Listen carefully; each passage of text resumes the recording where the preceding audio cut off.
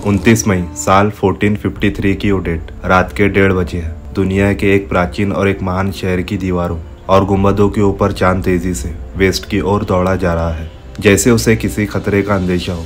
इस डूबते हुए चांद के धुंध में देखने वाले देखते हैं कि शहर की दीवारों के बाहर फौज के दस्ते पक्के इरादे के साथ इकट्ठा हो रहे हैं। उनके दिल में यह एहसास है कि वो इतिहास के एक आखिरी पॉइंट पर खड़े हैं। वर्ल्ड सफरनामा से जुड़े अजीज दोस्तों, मेरा नाम है आमिर सोर और तमाम देखने और सुनने वालों को अस्सलाम वालेकुम। वीडियो शुरू करने से पहले आप सभी दोस्तों से गुजारिश है कि वीडियो को एंड तक जरूर देखें और साथ ही सब्सक्राइब भी करें ताकि चैनल पे आने वाले इन्फॉर्मेटिव वीडियो से आप महरूम न रहें। ये शहर कुस्तुनतुनिया है और दीवारों के बाहर उस्मानी फौज आखिरी हल्ला बोलने के लिए तैयारी कर रही है। उस्मानी तोपों को शहर की दीवारों पर गोले बरसाते हुए 476 दिन बीत चुके हैं। कमांडरों ने खास तौर पर 3 जगहों पर तोपों का मुंह स्ट्रेट रखकर दीवारों को जबरदस्त नुकसान पहुंचाया है। 21 साल के उस्मानी सुल्तान मोहम्मद सानी अनएक्सपेक्टेड रूप से अपने फौज के अगले मोर्चे पर पहुंच गए हैं। उन्होंने यह फैसला कर लिया है कि आखिरी हमला दीवार के मैसिटिक्योन कहलाने वाले बीच के हिस्से पर किया जाएगा, जहां कम से कम 9 दरारें पड़ चुकी है और खंदक के बड़े हिस्से का भी मुआयना कर लिया गया है। सिर पर भारी पगड़ी बांधे और सोने से जड़ा लिबास पहने सुल्तान ने अपने सैनिकों को तुर्की जबान में कहा,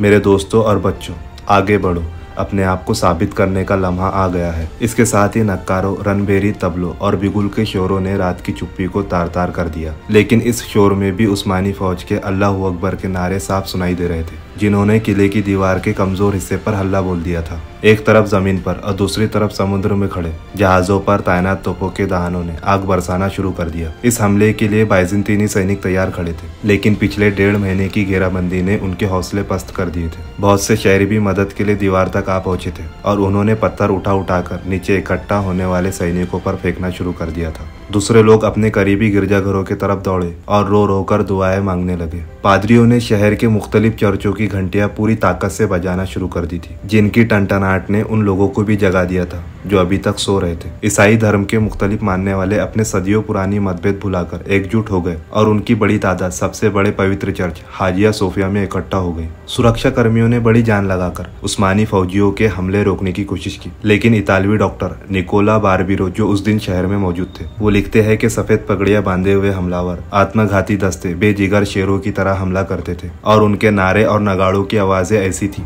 जैसे उनका ताल्लुक इस दुनिया से ना हो। रोशनी फैलने तक तुर्की सिपाही दीवारों के ऊपर पहुंच गए। इस दौरान ज्यादातर सुरक्षा कर्मी मारे जा चुके थे और उनका सेनापति जिवानी जस्टिनियानी गंभीर रूप से घायल होकर मैदान जंग से भाग चुका था। जब ईस्ट से सूरज की पहली किरण दिखाई दी तो उसने देखा कि एक तुर्क सैनिक करकोपरा दरवाजे के ऊपर मौजूद बाइजेंटीनी झंडा उतारकर उसकी जगह उस्मानी झंडा लहरा रहा था। सुल्तान महमद सफेद घोड़े पर अपने मंत्री और प्रमुखों के साथ हाजिया सोफिया के चर्च पहुंचे। प्रमुख दरवाजे के पास पहुंचकर वो घोड़े से उतरे और सड़क से एक मिट्टी धूल लेकर अपने पगड़ी पर डाल दी। उनके साथियों की आंखों से आंसू बहने लगे। 700 साल के संघर्ष के बाद मुसलमान आखिर कुस्तुनतुनिया फतेह कर चुके थे। कुस्तुनतुनिया की फतेह सिर्फ एक शहर पर एक राजा के शासन का खात्मा और दूसरे शासन की शुरुआत नहीं थी। इस घटना के साथ ही दुनिया के इतिहास का एक चैप्टर खत्म हुआ और दूसरा शुरू हुआ था। एक तरफ 27 में स्टैब्लिश हुआ रोमन एम्पायर 1400 साल तक किसी न किसी रूप में बने रहने के बाद अपने अंजाम तक पहुंचा। दूसरी ओर उस्मानी हुकूमत ने अपनी बुलंदियों को छुआ और वो अगले 4 सदियों तक 3 बर्रे आज़मों एशिया, यूरोप और अफ्रीका के एक बड़े हिस्से पर बड़ी शान से हुकूमत करता रहा। 1453 वो साल था जिसे मध्यकाल के अंत और नए दौर की शुरुआत का पॉइंट माना जाता है। यही नहीं बल्कि कुस्तुनतुनिया की फतेह को सैनिक इतिहास का एक मील का पत्थर भी माना जाता है, क्योंकि उसके बाद ये साबित हुआ कि अब बारूद के इस्तेमाल और बड़ी तोपों की गोलीबारी के बाद दीवारें किसी शहर की सुरक्षा के लिए काफी नहीं है। शहर पर तुर्कों के कब्जे के बाद यहाँ से हजारों संख्या यूनानी बोलने वाले लोग भागकर यूरोप और खास तौर पर इटली के मुख्तलिफ शहरों में जा बसे। उस समय यूरोप अंधकार के दौर से गुजर रहा था और प्राचीन यूनानी सभ्यता से कटा हुआ था, लेकिन इस दौरान कुस्तुनतुनिया में यूनानी भाषा और संस्कृति काफी हद तक बनी रही थी। यहाँ आने वाले मुहाजिरों के पास हीरे जवाहरात से भी बेशकीमती खजाना था। अरस्तु, अफलातून, बतलिमुस, जालिनुस और फिलोसोफर स्कॉलर के असल यूनानी नुस्खे उनके पास थे। इन सब ने यूरोप में प्राचीन यूनानी नॉलेज को फिर से जिंदा करने में जबरदस्त किरदार अदा किया। इतिहासकारों के मुताबिक उन्हीं से यूरोप की नए दौर की शुरुआत हुई, जिसने आने वाले सदियों में यूरोप को बाकी दुनिया से आगे ले जाने में मदद, जो आज भी बरकरार है। फिर भी नौजवान सुल्तान मोहम्मद को, जिसे आज दुनिया सुल्तान मोहम्मद फातेह के नाम से जानती है, 29 मई की सुबह जो शहर नजर आया था, ये वो शहर नहीं था जिसकी शान शौकत के अफसाने उसने बचपन से सुन रखे थे। लंबी गिरावट के दौर के बाद बाजिंतीनी सल्तनत आखिरी सांसें ले रही थी और कुस्तुनतुनिया, जो सदियों तक दुनिया का सबसे बड़ा और सबसे मालदार शहर रहा था, अब उसकी आबादी सुकड़कर चंद हजार रह गई थी और शहर के कई हिस्से वीरानी के कारण एक दूसरे से कटकर अलग अलग गांवों में तब्दील हो गए थे। कहा जाता है कि नौजवान सुल्तान ने शहर के बुरे हालात को देखते हुए शेख सादिक का कहा जाने वाला एक शेर पढ़ा, जिसका मतलब है उल्लू। अफरासियाब के मीनारे पर नौबत बताया जाता है और कैसर के महल पर मकड़ी ने जाले बुन लिए हैं। कुस्तुनतुनिया का प्राचीन नाम बाजिंतीन था, लेकिन जब 330 में रोमन एम्पायर कॉन्स्टेंटाइन फर्स्ट ने अपनी राजधानी रोम से यहाँ ट्रांसफर की, तो शहर का नाम बदलकर अपने नाम के हिसाब से कॉन्स्टेंटिनोपल कर दिया, जो अरबों के यहाँ पहुंचकर कुस्तुनतुनिया बन गया। वेस्ट में रोमन एम्पायर के कमजोर होने के बाद ये राज्य कुस्तुनतुनिया में बना रहा और 4वीं से 13वीं सदी तक कुस्तुनतुनिया ने तरक्की की वो कामयाब सीढ़ियां तय की कि इस दौरान दुनिया का कोई और शहर उसकी बराबरी का दावा नहीं कर सकता था। यही कारण है कि मुसलमान शुरू से ही इस शहर को जीतने का ख्वाब देखते आ रहे थे। इसलिए इस एम को हासिल करने की खातिर कुछ शुरुआती कोशिशों की नाकामी के बाद 674 में एक जबरदस्त नौसैनिक बेड़ा तैयार कर कुस्तुनतुनिया की ओर रवाना कर दिया गया। इस बेड़े ने शहर के बाहर डेरा डाल दी और अगले 4 साल तक लगातार दीवार पार करने की कोशिश की जाती रही। आखिर 678 में बाजिंतीनी जहाज शहर से बाहर निकले और उन्होंने आक्रमणकारी अरबों पर हमला कर दिया। इस बार उनके पास एक जबरदस्त हथियार था जिसे ग्रीक फायर कहा जाता था। इसका ठीक ठाक फार्मूला आज तक मालूम नहीं हो सका,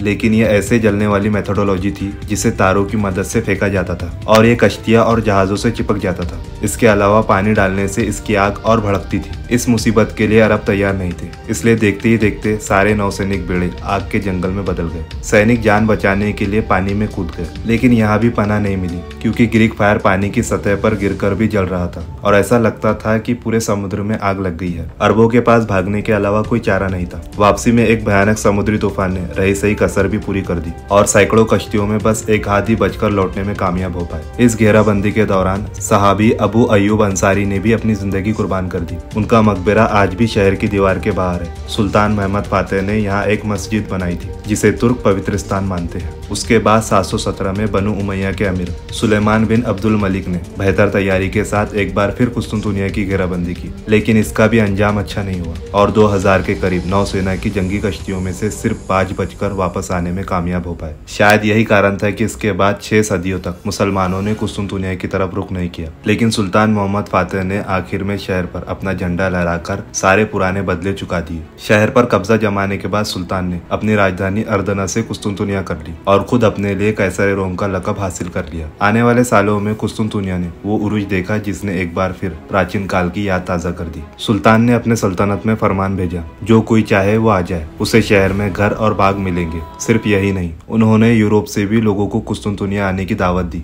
ताकि फिर से शहर बस जाए। इसके अलावा जो दीवारें जंग के दौरान डैमेज हुई थी उसे रिकंस्ट्रक्शन करवाया, पुरानी नहरों की मरम्मत की और वाटर इवैक्यूएशन सिस्टम को सुधारा। उन्होंने बड़े पैमाने पर नए निर्माण का सिलसिला शुरू किया, जिसकी सबसे बड़ी मिसाल तोपकापी महल और ग्रैंड बाजार है। जल्द ही तरह तरह के शिल्पकार, कारीगर, व्यापारी, चित्रकार, कलाकार और दूसरे हुनरमंद इस शहर का रुख करने लगे। सुल्तान फातेह ने हाजिया सोफिया को चर्च से मस्जिद बना दिया, लेकिन उन्होंने शहर के दूसरे बड़े गिरजाघर कलीसाए हवारियान को यूनानी रूढ़िवादी तबके के पास ही रहने दिया और ये तबका एक चैरिटी के रूप में आज भी कायम है। सुल्तान फातेह के बेटे सलीम के दौर में उस्मानी सल्तनत ने खिलाफत का दर्जा हासिल कर लिया और कुस्तुनतुनिया उसकी राजधानी बनी और मुस्लिम दुनिया के सारे सुन्नियों का प्रमुख शहर बन गया। सुल्तान फातेह के पोते सुलेमान आलीशान के दौर में कुस्तुनतुनिया ने नई ऊंचाई को छुआ। ये वही सुलेमान है जिन्हें मशहूर टर्की सीरीज मेरा सुल्तान में दिखाया गया है। सुलेमान आलीशान की मलिका खुर्रम सुल्तान ने आर्किटेक्ट नॉलेज हासिल किया, जिन्होंने रानी के लिए एक आलीशान महल बनाया। बनाया। सनान की दूसरी इमारतों में सुलेमानिया मस्जिद, खुर्रम सुल्तान हमाम, खुसरो पाशा मस्जिद, शहजादा मस्जिद और दूसरी इमारतें शामिल है। यूरोप पर कुस्तुनतुनिया के फतेह का गहरा असर पड़ा था और वहाँ इस सिलसिले में कई किताबें और नज़में लिखी गई थी और कई पेंटिंग्स बनाई गई जो लोगों के सामूहिक चेतना का हिस्सा बन गई। यही कारण है कि यूरोप इसे कभी नहीं भूल सका। नाटो का अहम हिस्सा होने के बावजूद यूरोपीय संघ सदियों पुराने जख्मों के कारण तुर्की को अपनाने से आनाकानी करता रहता है। यूनान में आज भी थर्सडे को मनहूस दिन माना जाता है। वो तारीख 29 मई 1453 को थर्सडे का ही दिन था।